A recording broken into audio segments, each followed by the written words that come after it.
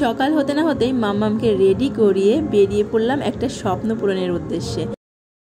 সঙ্গে ডান্স করবে মা? দুধ কোকিল, আজ তুমি কোথায় এসছো? হ্যাঁ, ডান্স স্কুলে? হ্যাঁ, ডান্স স্কুলে এসছো? হ্যাঁ, নাচের স্কুলে?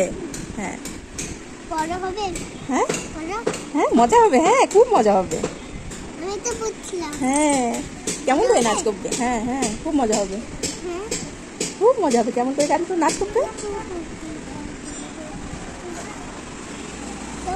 কেমন করে?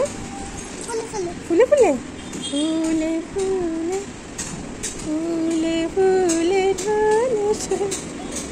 আর কোন গানের সাথে?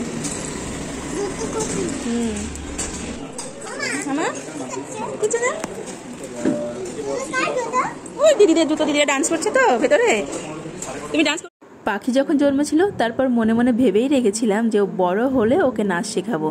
আমাকেও মা ছোটবেলায় নাচের স্কুলে ভর্তি করিয়ে দিয়েছিল, কিন্তু আমার দ্বারাই নাচ গান কিচ্ছু হয়নি। এমনিতে গান শুনলে তাকে আর ধরে রাখা যায় না, কিন্তু স্কুলে গিয়ে কি করবে সেটা আমার জানা নেই।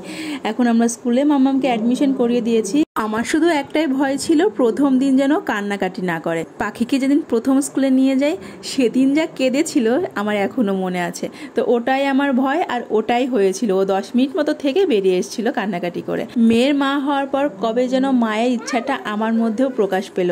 আসলে আমার ছোটবেলায় ছিল প্রচুর লজ্জা, আমি লোকের সামনে কিছুই করে উঠতে পারিনি। মনে মনে কিছুদিন ধরে একটা ডান্স ক্লাস খুঁজছিলাম, তো সেটা পেয়েও গেছি। আর আজকে রবিবারের সকাল মাম্মামকে রেডি সেডি করি আমরা বেরিয়েও পড়েছি। তো আমাদের অ্যাডমিশন করানো হয়ে গেছে, মাম্মামকে ক্লাসে ঢুকিয়েও দিয়েছি। আর ওই যে তারপর বললাম মাম্মাম কান্নাকাটি করে 10 মিনিট মতো থেকে চলে এসেছিল। তো প্রথম দিন যতটুকু থেকেছে ততটাই অনেক। স্কুলে যা কেঁদেছিল তার তুলনায় অনেকটাই কম কেঁদেছে আজকে। আর ওই যে আমার মাম্মাম হাত নাড়াচ্ছে ভেতর থেকে। ক্লাস তো আর প্রথম দিন হলো না, নেক্সট দিন কি করবে সেটাই হচ্ছে দেখার পালা।